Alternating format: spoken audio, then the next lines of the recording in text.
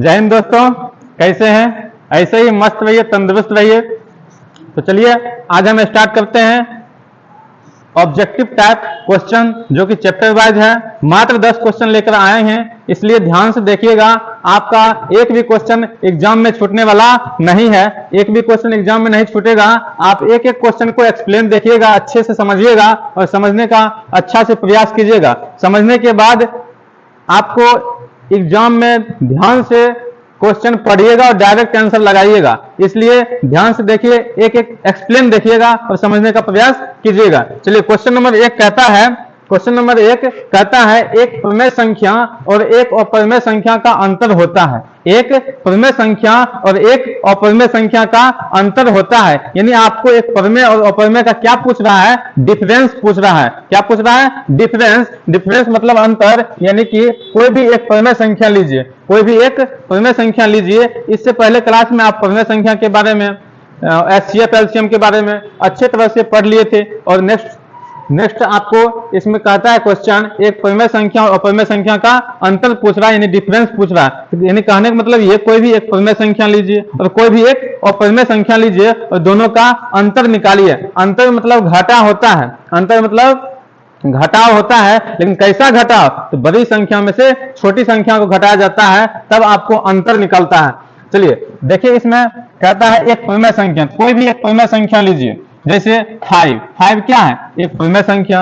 अगर √5 पूछेगा क्या है? √5 एक अपरिमेय संख्या। इसमें प्रमेय और अपरिमेय के बारे में बताया है, ध्यान से देखिएगा।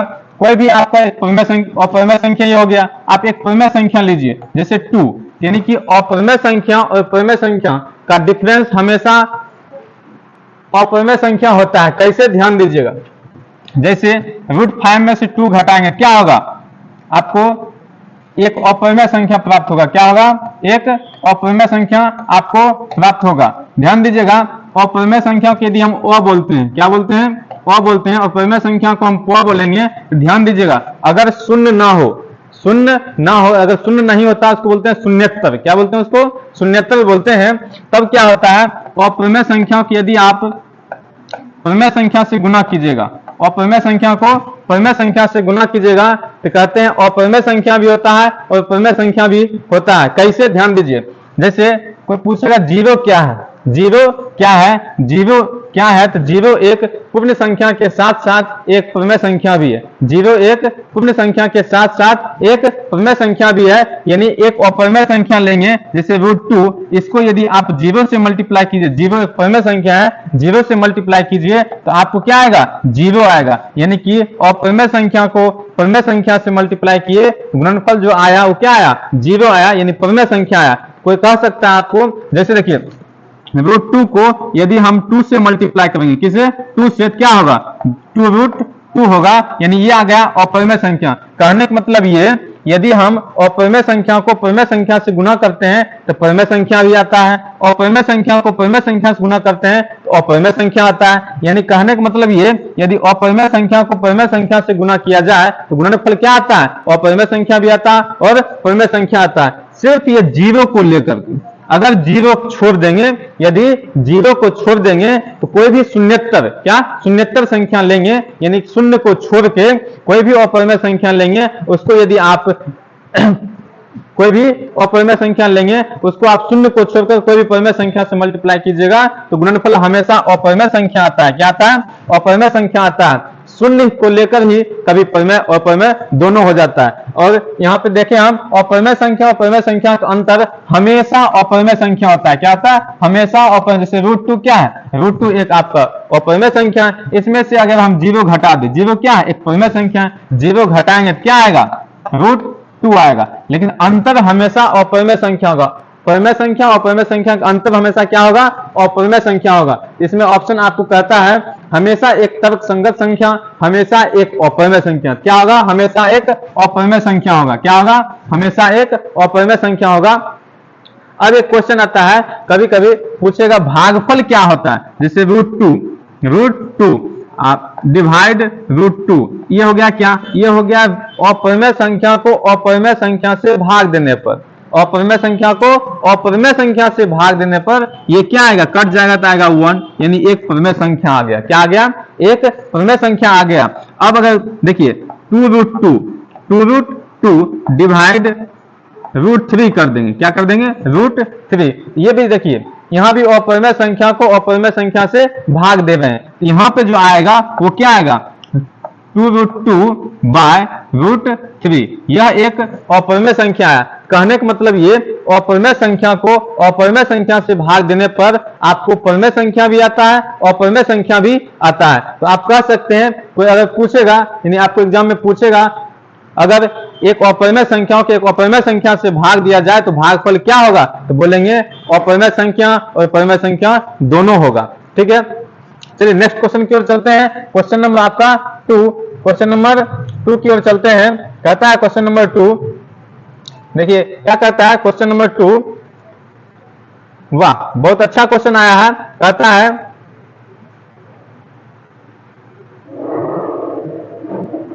क्वेश्चन कहता है 2, एक शून्येतर। देखिए अभी तुरंत बताए थे शून्येतर क्या होता है, शून्य को छोड़कर। शून्येतर क्या होता है, शून्य को छोड़कर। कहता है एक शून्येतर परिमेय संख्या एक अपरिमेय संख्या का भागफल होती है।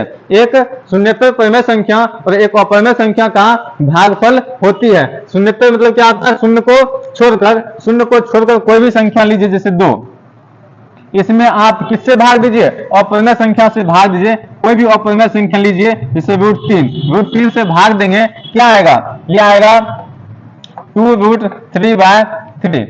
यानी ये कैसे आया, इसको बोलते हैं हरों का परिमेयकरण किए हैं। क्या किए हैं, हरों का परिमेयकरण। हरों का परिमेयकरण क्यों करते हैं, तो नीचे यानी कि हर से अपरिमेय संख्या को हटाने के लिए हम करते हैं हरों का परिमेयकरण। तो हरों का परिमेयकरण कैसे करते हैं, जैसे जैसे 2/√3 है, तो हरों का अगर परिमेयकरण करेगा तो कैसे करेंगे, √3 से जो नीचे में रहता है उसी से ऊपर और उसी से नीचे क्या करते हैं, मल्टीप्लाई करते हैं। क्या हो जाएगा, √2√3/3। यानी √3 को √3 से मल्टीप्लाई करेंगे तो √9 होगा और 9 का वर्गमूल क्या निकल जाएगा, 3 निकल जाएगा। इसी के लिए हम इसको क्या लिखे, 2√3/3।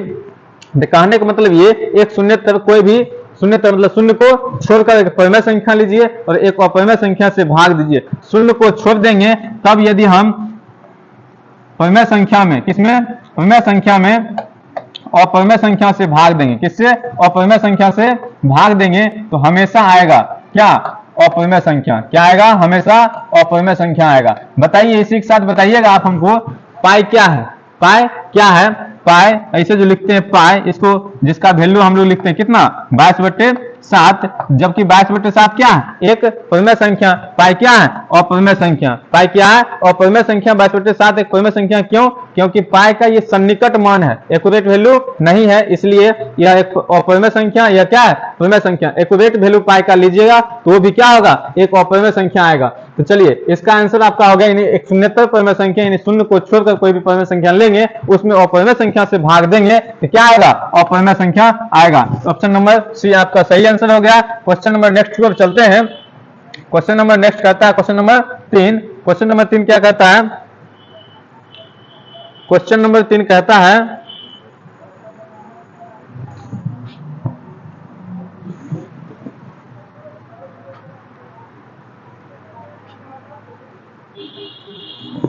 क्वेश्चन नंबर 3 कहता है, वह छोटी से छोटी संख्या। देखिए बहुत अच्छा क्वेश्चन है।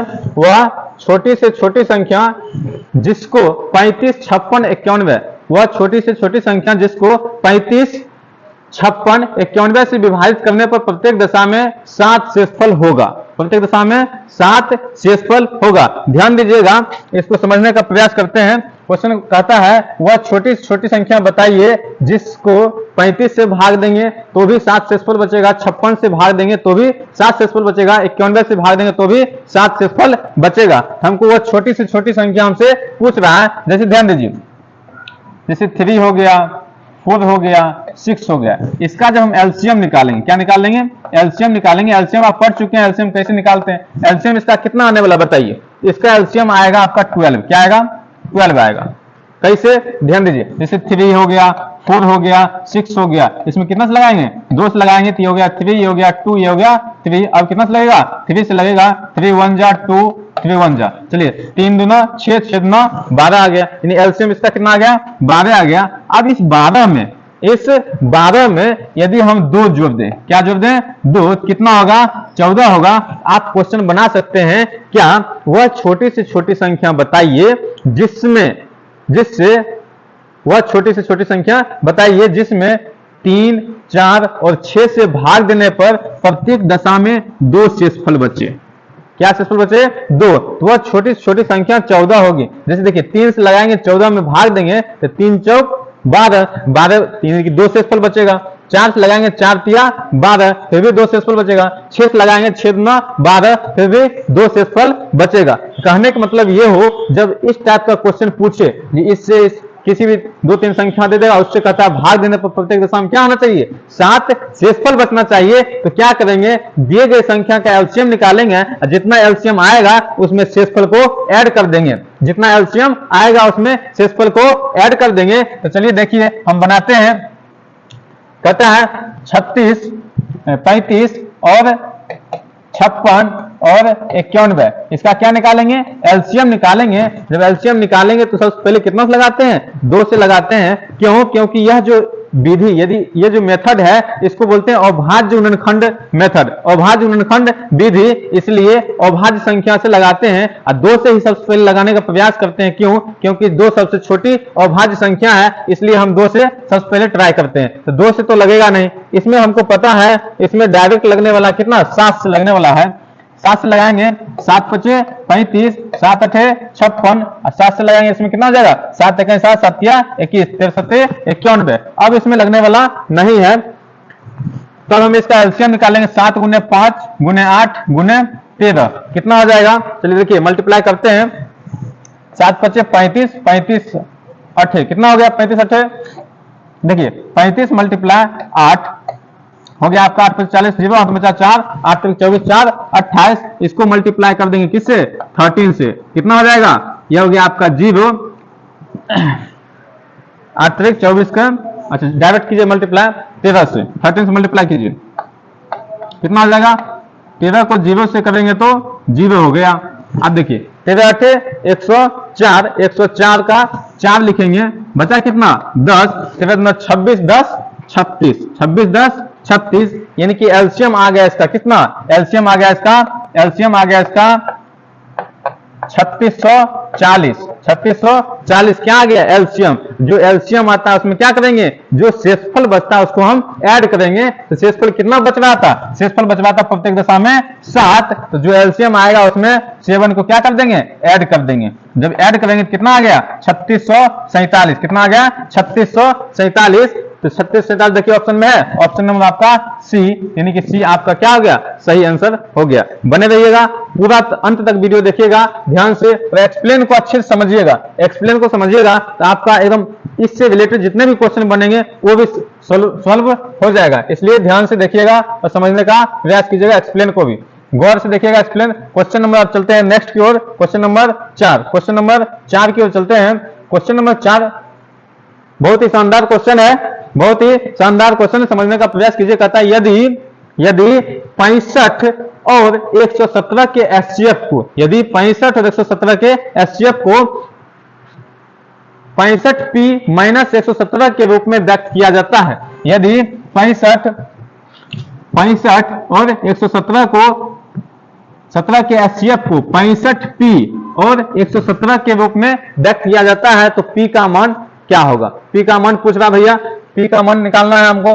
कहता है यानी 65 और 17 का एचसीएफ निकालेंगे और एचसीएफ निकालेगा देखिएगा कितना आता है, तब यहाँ पे ऑप्शन के अनुसार चलेंगे p का मान कितना रखेंगे तो एचसीएफ मिल जाए। यानी किसका एचसीएफ दिया है, एचसीएफ दिया आपको 65 और 117 का, 65 और 117 का, यानी 65 छोटा है तो 117 बड़ा है, तो भाग विधि से यदि बनाएंगे तो 65 से 117 में भाग देंगे। आज जब इसका एचसीएफ निकालेंगे तो एचसीएफ किसके फॉर्म में दिया है, एचसीएफ दिया है 65p माइनस 117, इसके फॉर्म में हमको दिया था। देखिए 65 से लगाएंगे कितना टाइम लगेगा 117 में एक बार लगेगा 65, कितना बच गया 2 बच गया, 2 और 5 52 बच गया। 52 से लगाएंगे 65 में तो आपको एक बार लगेगा 52, कितना बच गया 3, एक 13 बच गया, 13 से 52 में, तो 13 चौका 52, यानी कि यहाँ पे क्या हो गया, खत्म, रिमाइंडर हो गया आपका 0 हो गया। जब रिमाइंडर 0 होता है उस टाइम बी का जो वैल्यू होता है, बी का जो वैल्यू होता है उसी को हम क्या कहते हैं, एचसीएफ। यहाँ एचसीएफ कितना आ गया, यहाँ हम जब निकाले भाग विधि से एचसीएफ निकाले तो हमको आया कितना, 13। लेकिन यहाँ पे जो है क्वेश्चन, यहाँ पे जो है क्वेश्चन हमको इसके फॉर्म में दे दिया है, 65p माइनस 117 के फॉर्म में दिया। जब हम एचसीएफ निकाले भाग विधि से हमको पता चल गया आंसर कितना आने वाला है, एचसीएफ 13 आंसर एचसीएफ आने वाला है। लेकिन यहाँ आंसर जो है किसके फॉर्म में दिया, एचसीएफ, एचसीएफ जो है 65p माइनस 117 के फॉर्म में दिया है। तो आप सोचिए ऑप्शन में देखिए, 1 है, 2 है, 3 है, 4 है, ऑप्शन के अनुसार P के जगह पे क्या रखें वैल्यू हमको निकलकर 13 आ जाए, ये हमसे पूछ रहा है। P के स्थान पे क्या रखें, क्या आना चाहिए, 13 आना चाहिए। अब देखिए अगर मान चलिए 1 रखेंगे P की जगह पे, ऑप्शन नंबर 1 में 1 है, 1 रखेंगे तो 65 और 1 को मल्टीप्लाई करेंगे 65 हो जाएगा, 65 में से 117 घटाएंगे तो माइनस में आएगा, तो माइनस में तो होने वाला है नहीं। देखिए 2 रखेंगे तो 65 दूना कितना हो जाएगा, 65 में 130, 130 में से 117 घटाएंगे कितना बचेगा, 13 बच जाएगा। इसका मतलब P के स्थान पे हमको 2 रखना है, क्या रखना है, 2 रखना है। इसे 65 मल्टीप्लाई P की जगह क्या देंगे, 2 देंगे, माइनस 117। अब 65 में हो गया 130, 130 में 117 घटाएंगे कितना आ गया, 13 आ गया। और हमको एचसीएफ कितना आ रहा था, 13 आ रहा था। यानी कहने का मतलब ये हुआ कि P के स्थान पे आप 2 रखिएगा तो आपका एचसीएफ इसके फॉर्म में व्यक्त किया जाएगा, तो आपका आंसर क्या आ जाएगा, 2 हो जाएगा। यानी P का मान क्या आ जाएगा, 2 हो जाएगा, जिससे इसका एचसीएफ क्या होगा, निकल जाएगा। चलिए क्वेश्चन नंबर चलते हैं नेक्स्ट की ओर। क्वेश्चन नंबर हो गया 4, क्वेश्चन नंबर 5 की ओर चलते हैं। क्वेश्चन नंबर 5 कहता है यदि 26 156 का लोसा दिया 156 तो मौसम मानो। हमको एलसीएम दिया, एचसीएफ पूछ रहा है। जब 2 संख्या का एलसीएम दिया हो, एचसीएफ पूछ रहा है, तो 2 संख्या के लिए एलसीएम और एचसीएफ और 2 संख्या के बीच क्या रिलेशन है, 2 संख्या का गुणनफल इक्वल टू एलसीएम गुने एचसीएफ। यदि 2 संख्या ए और बी हो, ए और बी 2 संख्या है, तब इस दोनों का गुना कीजिए, वो बराबर होगा किसके, एलसीएम और एचसीएफ के। एलसीएम मल्टीप्लाई एचसीएफ के क्या होंगे, इक्वल होंगे, एलसीएम और एचसीएफ के इक्वल होंगे। यहाँ पे 2 संख्या दिया 26 और 156 और एलसीएम दिया 156, हमसे मौसम पूछ रहा है, यानी एचसीएफ हमसे पूछ रहा है। तो एचसीएफ इक्वल टू क्या होता है, यहीं से एचसीएफ इक्वल टू लिखेंगे 2 संख्या गुणनफल 26 गुने 156 अब बाय एलसीएम आपको दिया कितना, 156, 156 से 156 घर गया, बचा कितना 26, यानी आपका एचसीएफ कितना हो जाएगा।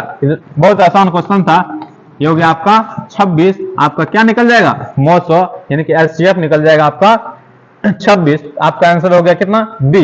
क्वेश्चन नंबर नेक्स्ट की ओर चलते हैं। क्वेश्चन नंबर नेक्स्ट 6 की ओर चलते हैं। क्वेश्चन नंबर 6 कहता है, क्वेश्चन नंबर 6 क्या कह रहा है, 2 परिमेय संख्याओं के बीच क्वेश्चन नंबर 6 कह रहा है 2 परिमेय संख्याओं के बीच कितनी परिमेय संख्या होती है। बहुत ही जानदार क्वेश्चन है। किसी भी 2 संख्याओं के बीच अनंत परिमेय संख्या भी होती है, अनंत अपरिमेय संख्या भी होती है। आपको क्वेश्चन ऐसा भी पूछ सकता है, 2 अपरिमेय संख्याओं के बीच कितने अपरिमेय संख्या हो सकती है, 2 परिमेय संख्या के बीच कितने परिमेय संख्या हो सकती है, ये भी पूछेगा। 2 अपरिमेय संख्या के बीच कितने परिमेय संख्या हो सकती है, 2 परिमेय संख्या के बीच कितने अपरिमेय संख्या हो सकती है। कोई भी 2 संख्या लेंगे, उसके बीच परिमेय संख्या पूछे चाहे अपरिमेय संख्या पूछे तो बोलेंगे अनंत होती है। क्या बोलेंगे, अनंत होती है। उसी तरह से हमको यहाँ 2 परिमेय संख्या बोल रहा है, उसके बीच पूछता है कितने परिमेय संख्या होंगे, तो बोलेंगे हम लोग क्या बोल देंगे, अनंत। क्या बोल देंगे, अनंत। इसमें कोई दिक्कतें नहीं है। चलिए नेक्स्ट क्वेश्चन की ओर चलते हैं। क्वेश्चन नंबर 7 की ओर चलते हैं। क्वेश्चन नंबर 7 कहता है, क्वेश्चन नंबर 7 कहता है यूक्लिड विभाजन 7 में कहता है यूक्लिड विभाजन एल्गोरिथम 2 धनात्मक पूर्णांकों के निम्न में से किसे परिकलित करने के लिए किया जाता है। यानी कि हम जो यूक्लिड विभाजन एल्गोरिथम के बारे में पढ़े, यूक्लिड विभाजन एल्गोरिथम क्या कहता है इसके बारे में जरा जान लेते हैं। यूक्लिड विभाजन एल्गोरिथम कहता है a equal to a is equal to b q plus r, a is equal to b q plus r, जहां zero less than equal b less than equal are less than B. ये हमसे कहता है कौन? ये हमसे कहता है यूक्लिड विभाजन एल्गोरिथ्म। ये हमसे कहता है zero less than equal are less than B. ये हम लोग बचपन से पढ़ते आ रहे हैं, बस इसको शॉर्ट टर्म में लिख दिया और 10th में दे दिया। बच्चे से हम लोग ये भाग का एक रूप दिया है। क्या दिया है? भाग का एक रूप दिया है, जिसको हम लोग भाज्य कहते हैं, जिसको हम लोग भाज्य कहते हैं, उसी को 10th में आकर के हम ए कहते हैं। जिसको हम लोग भाजक कहते हैं, जिसको हम लोग भाजक कहते हैं, उसी को 10th में आकर के हम बी कहते हैं। जिसको हम लोग बचपन में भागफल पढ़ रहे थे, उसी को आज हम पढ़ेंगे क्या? क्यू कहते हैं। जिसको हम लोग शेषफल बचता था, शेषफल बोलते थे, उसी को आजकल हम 10th में आकर के हम क्या पढ़ेंगे? आर पढ़ेंगे, है ना। अब a is equal to b q plus r, ये बहुत ही इंपॉर्टेंट चीज दिया रहता है, zero less than equal are less than b. इसका मतलब क्या है? इसका मतलब ये है कि आर का जो वैल्यू है वो या तो जीरो से बड़ा होगा, जीरो से बड़ा होगा, या जीरो के बराबर होगा। क्या है? इसको समझने में थोड़ा प्रयास कीजिए, इसको समझने में। इसका मतलब क्या हुआ? इसका मतलब हम जानते हैं आर बड़ा जीरो छोटा। अब इसको देखिए, zero equal to R, zero equal to R, इस दोनों को कंबाइंड करके ऐसे लिखा जाता है, यानी कि बराबर भी और बड़ा भी, इसी दोनों को मिलाकर हम लिखते हैं zero less than equal are, less than equal R. मतलब ये आर का जो वैल्यू होता है, यानी रिमाइंडर जो भी होता है, वो हमेशा या तो जीरो होगा या जीरो से बड़ा होगा। ये हमको कहा, कौन कहा? यूक्लिड विभाजन एल्गोरिथम। और इसका प्रयोग करके, यूक्लिड विभाजन एल्गोरिथम का प्रयोग करके सिर्फ और सिर्फ हम लोग महत्तम सीखें, एचसीएफ सीखें और कुछ नहीं सीखें।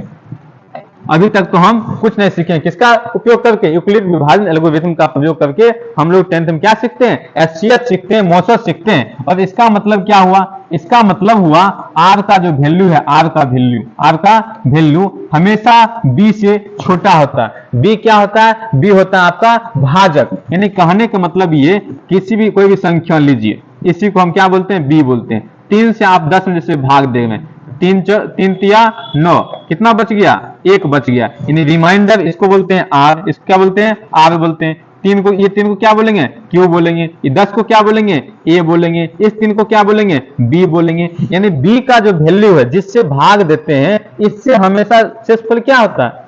कम रहता है, यानी कि इससे छोटा होता है। यानी बी जो है हमेशा क्या होता है? बड़ा होता है। बी हमेशा बड़ा होता है, किससे? आर से।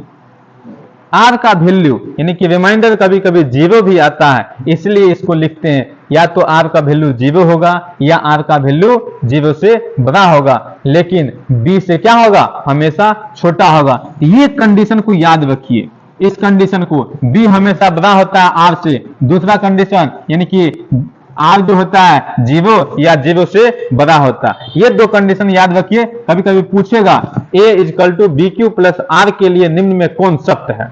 निम्न में कौन सत्य है? चलिए, इसका आंसर क्या हो जाएगा? इसका आंसर होगा आपका धनात्मक मोसो। क्या सीखते हैं हम इससे? हमेशा मोसो सीखते हैं, यानी प्रकलित, यानी एचसीएफ को प्रकलित करने के लिए किया जाता है इसका। अब जरा समझते हैं इसको। क्वेश्चन आपसे पूछेगा a is equal to b q plus r में, प्लस आर के लिए ए इजकल टू,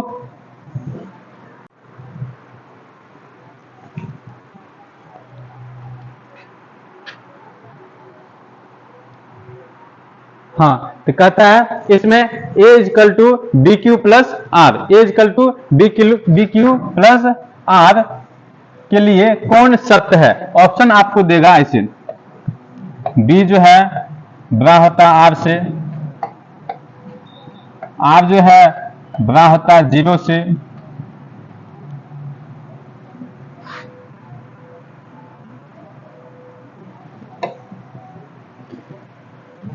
आर जो है छोटा होता है जीरो से,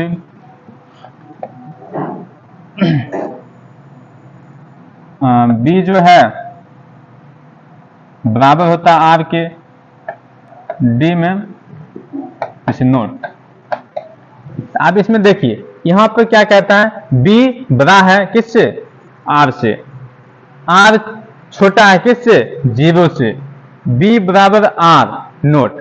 तो बी इक्वल आर, यानी कभी भी हम जिससे भाग देते हैं उतना शेषफल बचता है। ऐसे जैसे हम भाग देते हैं, इसे जैसे कोई भी चीज से भाग देंगे, अगर 2 से भाग देंगे शेषफल क्या हो सकता है, 2 से भाग देंगे शेषफल क्या हो सकता है। अब संख्या ये हमको पता नहीं है, लेकिन हम शेषफल पता कर सकते हैं, शेषफल हम पता कर सकते हैं। यदि हम 2 से भाग दे रहे हैं, या तो 0 शेषफल बचेगा या 1 बचेगा, इसके अलावा और शेषफल कुछ भी नहीं हो सकता। इसके अलावा इस दोनों या तो 0 होगा या तो 1 होगा, 2 नहीं, इसलिए कि 2 नहीं हो सकता है, 3 नहीं हो सकता है, 4 नहीं हो सकता, यानी कि 2 से बड़ा नहीं हो सकता।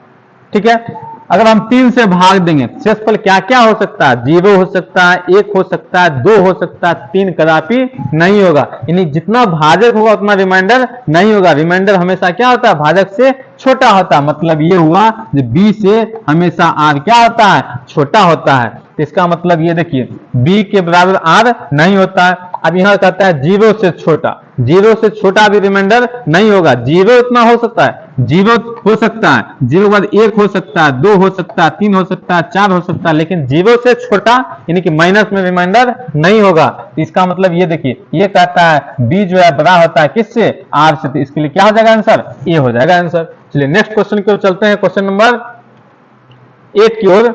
क्वेश्चन नंबर 8 कहता है, बहुत ही जबरदस्त क्वेश्चन है।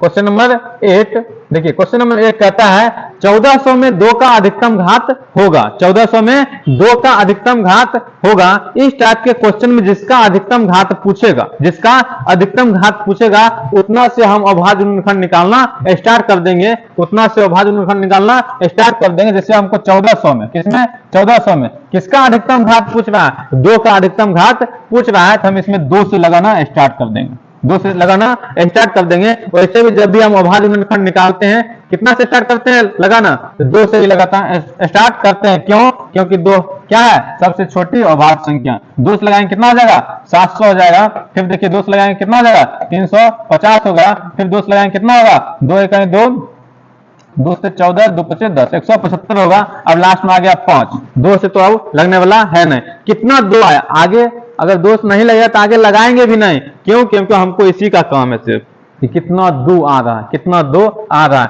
कितना 2 आया, 3 को 2 आया, यानी इसको 2 गुने 2 गुने 2, 3 को 2 आया, तो इसको हम क्या लिख सकते हैं, इसको लिखेंगे 2 पे पावर 3, 2 पे पावर 3। तो इसका घात कितना हुआ, इन पावर कितना आया, पावर को ही बोलते हैं घात, तो पावर आया 3। इसका मतलब इसका अधिकतम घात, 2 का अधिकतम घात कितना हो जाएगा, 3 हो जाएगा। अगर इसी क्वेश्चन में पूछता 1400 में 5 का अधिकतम घात क्या होता, 5 का अधिकतम घात क्या होगा, तो क्या करेंगे, जब 5 का पूछेगा 1400 में 5 से लगाना स्टार्ट कर देंगे। कितना से, 5 से लगाएंगे। क्यों, क्योंकि अगर 5 से पूछेगा तो 5 से लगाएंगे। 7 का पूछता 7 से लगाते। अगर 5 से पूछता तब क्या आंसर होता, 5 दूना 10, 5 अट्ठे 40, 0। फिर 5 से लगेगा तो 5 पचे 25 बचा, यहाँ तो 5 6 30। अब देखिए कितना 5 आया, 2 को 5 आया। इसको लिखते हैं 5 का स्क्वायर। अगर पूछता, अगर इसी क्वेश्चन में पूछता 1400 में 5 का अधिकतम घात क्या होता, क्या होगा, तो 5 को 5 पर कितना आया, 2 आया। इसका मतलब तब आंसर होता कितना, 2। लेकिन इसमें हमसे पूछ रहा है 1400 में 2 का अधिकतम घात क्या होगा, तो बोल देंगे 3। कितना बोल देंगे, 3। चलिए नेक्स्ट क्वेश्चन की ओर चलते हैं, क्वेश्चन नंबर 8 की ओर चलते हैं।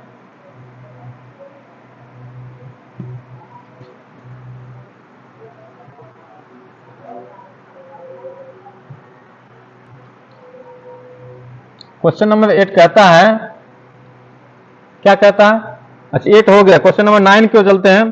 क्वेश्चन नंबर 9 कहता है 6/15, 6/15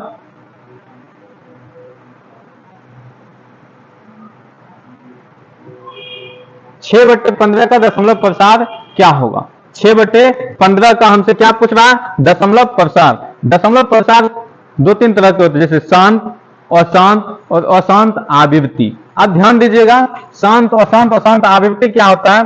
जैसे हम कोई भी भाग लगाते हैं, कोई भी भाग लगाते हैं, कभी डेसिमल में आता है जैसे 3.426, कभी कभी क्या होता है रैकरिंग, मतलब रैकरिंग बोलते हैं इसको, रैकरिंग बोलते हैं। रैकरिंग 2-3 तरह से लिख देता है लोग, बुक में 2-3 तरह से लिखा मिलेगा आपको। जैसे ऐसे दे देगा, ऐसे मतलब यहां से यहां तक बिंदु भी देता है, ऐसे लाइनिंग दे देता है। उसके बाद देखिए ये जो रैकरिंग आया, ये जो आया, आप देखिए जैसे 2.356 आ गया इस टाइप का।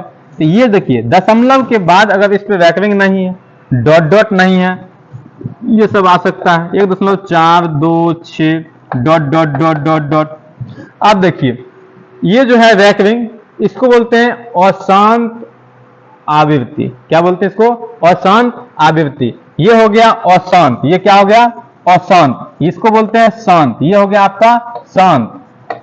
क्या हो गया? शांत हो गया। इसको बोलते हैं अशांत, इसको क्या बोलते हैं? अशांत बोलते हैं। इसको बोलते हैं अशांत आवृत्ति, अशांत आवृत्ति, अशांत आवृत्ति। अशांत आवृत्ति का मतलब ये रैकरिंग ना, रैकरिंग मतलब ये 4-2 पे रैकरिंग। इसका मतलब इसके बाद 4-2 भाग, कोई भाग होगा उसमें 4-2 भागफल आते रहेगा तो उस पर हम क्या देते हैं? रैकरिंग देते हैं। और जब दशमलव के बाद क्या होता है? भाग खत्म हो जाता है। दशमलव के बाद 4 अंक तक भाग क्या होगा? समाप्त हो गया, शेषफल रिमाइंडर नहीं बच रहा है, तो वो हो गया शांत। अब देखिए भाग दे रहे हैं 4, 2, 6, 5, 3 अलग अलग अंक आ रहा, अलग अलग डिजिट आते जा रहा, कोई सीक्वेंस नहीं बनता। इसमें सीक्वेंस बनता है, जिसमें रैकरिंग रहता है उसमें सीक्वेंस बनता है, यानी कि 4-2 हमेशा 4-2 ही आएगा। इसमें सीक्वेंस नहीं बन रहा, जिसमें सीक्वेंस नहीं बन रहा है, अब भाग लगते जा रहा, खत्म नहीं होता है, तो उसको बोलते हैं अशांत। तो अशांत जो होता है, जो अशांत होगा वो आपका कहलाता है अपरिमेय संख्या। क्या कहलाता है? अपरिमेय संख्या कहलाता है। और जो शांत होता है, वो कहलाता है परिमेय संख्या। क्या कहलाता है? परिमेय संख्या कहलाता है। और जो अशांत आवृत्ति का भी होता है उसको भी हम कहते हैं परिमेय संख्या। क्या कहते हैं? परिमेय संख्या। क्या कहते हैं? परिमेय संख्या। कहने का मतलब ये, भाग दशमलव के बाद खत्म हो गया तो शांत हो गया, परिमेय संख्या होगा। भाग दशमलव के बाद खत्म हुआ लेकिन रैकरिंग आ गया, मतलब वही संख्या, एक ही संख्या रिपीट कर रहा है, बार बार एक ही संख्या रिपीट कर रहा है, तो वो आपका अशांत आवृत्ति होगा। लेकिन संख्या कौन होगा? परिमेय संख्या होगा। बस अपरिमेय संख्या कौन होता है? जब भाग लगा रहे हैं, संख्या अलग अलग रिपीट हो रहा, अलग अलग आ रहा, तो उसमें हम डॉट डॉट लगा देते हैं, इसको बोलते हैं अशांत। जो किसमें आ जाता है? अपरिमेय संख्या में आ जाएगा। किसमें आ गया? अपरिमेय संख्या में आ जाएगा। अब हमको यहाँ क्वेश्चन देखिए, 6/15 कहता है, बताइए इसका दशमलव प्रसार क्या होगा? दशमलव क्वेश्चन ये भी पूछते हैं, निम्न में से कौन, किसका दशमलव प्रसार शांत होगा, किसका दशमलव प्रसार अशांत है, किसका दशमलव प्रसार अशांत आवृत्ति है, इस टाइप का भी क्वेश्चन पूछता है। जरा इसको जो हम देखते हैं अच्छे से समझिएगा, समझने का प्रयास कीजिए। 6 कितना है? 6 आपका 15 है, 6/15। आप देखिए यदि कोई भी फ्रैक्शन दुनिया के किसी भी कोने में कोई भी फ्रैक्शन दिया है, अगर वो कट रहा है, आपस में कट रहा है, तो उसको पहले काटिए। क्या कीजिए? काटिए। देखिए ये कट रहा है 3 से, 3 दूना 6, 3 पचे 15, सही काटे। चलिए 2 आ गया 5। आप देखिए जब हर, क्या हर किसको बोलते हैं? हर महादेव बोलते हैं नीचे वाले, यानी कि डिनोमिनेटर को, यानी कि नीचे, ऊपर हो गया ये अंश, ये हो गया आपका हर। जब हर का फैक्टर, जब हर का गुणनखंड 2 पे पावर m और 5 पे पावर n के फॉर्म में होता है, इसके फॉर्म में 2 पे पावर m गुणे 5 पे पावर n के फॉर्म में होता है, तो वो जो भिन्न होगा वो शांत होता है। क्या होता है? शांत। शांत होने का ये शर्त है। शांत होने क्या है? शर्त है। इसके अलावा, यानी कहने का मतलब ये, हर में जब गुणनखंड निकालेंगे, हर का क्या करेंगे? गुणनखंड निकालेंगे। इसी करके हर का क्या करेंगे? गुणनखंड निकालेंगे। गुणनखंड में जो है अभाज्य गुणनखंड निकालेंगे, उसमें सिर्फ 2 आना चाहिए या सिर्फ 5 आना चाहिए, या 2, 5 एक साथ, कोई दिक्कत नहीं है। 2, 5 के अलावा जैसे 3 आ गया, 7 आ गया, 11 आ गया, तो वो भिन्न जो है उसका दशमलव प्रसार अशांत होगा। क्या होगा? अशांत होगा। अब हमसे शांत होने के लिए क्या चाहिए? तो हर का फैक्टर में 2 पे पावर 5 और गुने 10 5 पावर n के फॉर्म में होना चाहिए। जैसे यहाँ देखिए 5 है, यहाँ क्या है? 5 है। 5 का फैक्टर निकालेंगे, जैसे 5 का फैक्टर, तो 1 के बाद लगेगा, यानी क्या है? 5 है। तो 5 होगा तो भी शांत, सिर्फ 2 रहेगा तो भी शांत, ये दोनों भैया रहेंगे तो भी शांत, बस इस दोनों के अलावा नहीं होना चाहिए। जैसे देखिए, ये कहने का मतलब ये शांत है। क्या है? ये शांत है। अब एग्जांपल से समझते हैं और क्वेश्चन। जैसे आपसे पूछ दिया 21 बट्टे 18 दे दिया। अब ये पूछा, बताइए शांत है को शांत। सबसे पहला काम क्या करना है? सबसे पहला काम करना है, ये कट रहा है तो उसको पहले काट दीजिए। क्या कीजिए? काट दीजिए। देखिए कट रहा है 3 से, 3 7 21 और 3 6 18। अभी क्या हो गया? 7/6 हो गया। अब देखिए और कट रहा है? नहीं कट रहा। अब जब नहीं कटेगा तब नीचे वाले को देखेंगे। नीचे वाले कितना है? नीचे वाले है 6। इसका फैक्टर निकालिए। 6 का फैक्टर निकालेंगे, कितना हो गया? 2 से लगेगा 2 तिया 6। अब देखिए नीचे में इसका फैक्टर 2 और 3 के फॉर्म में आ गया। किसके फॉर्म में? 2 और 3 के फॉर्म में। 2 तक तो ठीक है, 2 तक तो ठीक ही। जैसे ही 3 आया, ये बन गया अशांत। क्या बन गया? ये अशांत। अगर ये 3 नहीं रहता, सिर्फ 2 रहता या सिर्फ 5 रहता या 2 5 दोनों रहता, तब तक वो शांत। 2 5 के अलावा कुछ भी नीचे आया हर में तो क्या कहलाएगा? अशांत। ये शांत इसका दशमलव प्रसार शांत नहीं होगा। क्या हो जाएगा? अशांत हो जाएगा। ये जो भिन्न हो गया वो क्या हो गया? अशांत। क्या हो जाएगा? अशांत हो जाएगा। चलिए नेक्स्ट क्वेश्चन की ओर चलते हैं। क्वेश्चन नंबर 10 कहता है, क्वेश्चन नंबर 10 कहता है अरे बाल रे, बड़ा लंबा चौड़ा क्वेश्चन लगता है। भाग गया, किधर गया भैया? आजा आजा आजा, बड़ा है, भाग गया हमको देख। हाँ रुक, अभी तुमको हम बनाएंगे। चलिए क्वेश्चन नंबर 10 कहता है, एक वृत्ताकार पथ पर 3 धावक एक ही स्थान से चलना प्रारंभ करता है, दौड़ना शुरू करता है और एक चक्कर लगाने में क्रमशः 1 घंटे 3 घंटे तथा 5 घंटे लगते हैं। कहने का मतलब यह है, एक वृत्ताकार पथ है, यानी रास्ता है। कैसा है रास्ता? वृत्ताकार है। क्या है? वृत्ताकार है। और उस पे जो है 3 धावक दौड़ रहा है। एक को लगता है 1 घंटा, एक को लगता है 3 घंटा एक चक्कर मारने में, और एक को लगता है 5 घंटा। बुढ़ा है क्या? लगता है ये बुढ़ा है। चल देखिए, एक क्या है? ऐसे वृत्ताकार पथ है जिसपे 3 धावक स्टार्ट किया दौड़ना, 3 धावक दौड़ना स्टार्ट किया। एक धावक, जब पहला धावक वो 1 ही घंटा में आ गया, यानी 1 घंटा में एक धावक क्या हो गया? वापस जहां चला वहां पे आ गया। दूसरा धावक जो है वो कितना टाइम लगा रहा है? 3 घंटा। यानी पहला धावक 3 चक्कर लगाएगा तो दूसरा धावक, पहला धावक 1 घंटा में, दूसरा धावक 3 घंटा में और तीसरा धावक 5 घंटा में। यानी ये 3 घंटा में कितना चक्कर लगाएगा? 3 घंटा में ये 3 घंटा में लगाएगा 3 चक्कर, 3 चक्कर लगा लेगा 3 घंटा में। और ये 3 घंटा में 1 चक्कर, ये 3 घंटा में 1 चक्कर लगाएगा। और ये 5 घंटा में 1 चक्कर लगाता है, 5 घंटा में 1 चक्कर, 1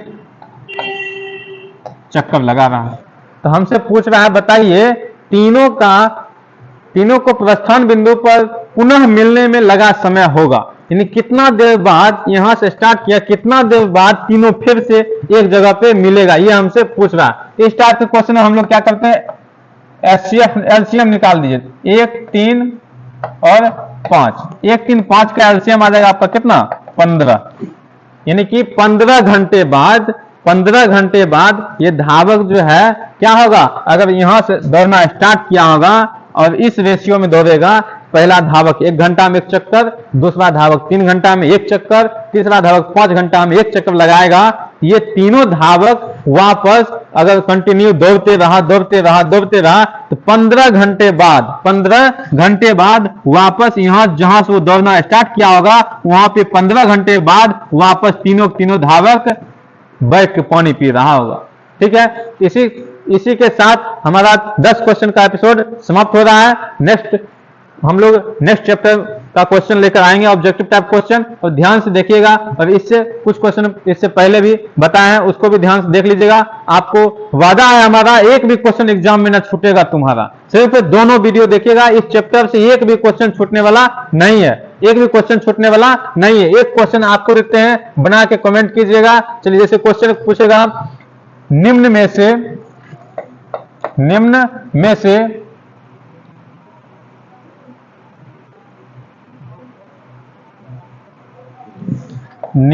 से अरे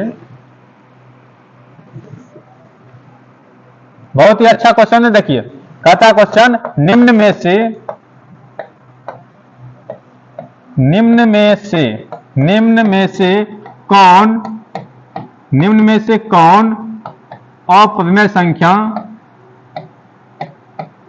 से कौन अप्रमेय संख्या नहीं है? निम्न में से कौन अप्रमेय संख्या नहीं है? निम्न में से कौन अप्रमेय संख्या नहीं है? सुनिएगा, दिखाया अगर नहीं दे रहा, सुनिए। कहता है क्वेश्चन, निम्न में से कौन अप्रमेय संख्या नहीं है? इसका आप आंसर बताइए कमेंट में। ऑप्शन नंबर ए, ऑप्शन वाला है, ऑप्शन नंबर ए देते हैं। पहला ऑप्शन पाई, दूसरा ऑप्शन देते हैं 3.143 ... तीसरा ऑप्शन देते हैं √27/√3। नेक्स्ट ऑप्शन देते हैं 6.12 का रूट। चलिए, इसी में आपको बताना है निम्न में कौन अप्रमेय संख्या नहीं है, ये आपको बताना है। चलिए, कमेंट में आंसर दीजिएगा। तब तक के लिए थैंक यू, जय हिंद, बाय बाय।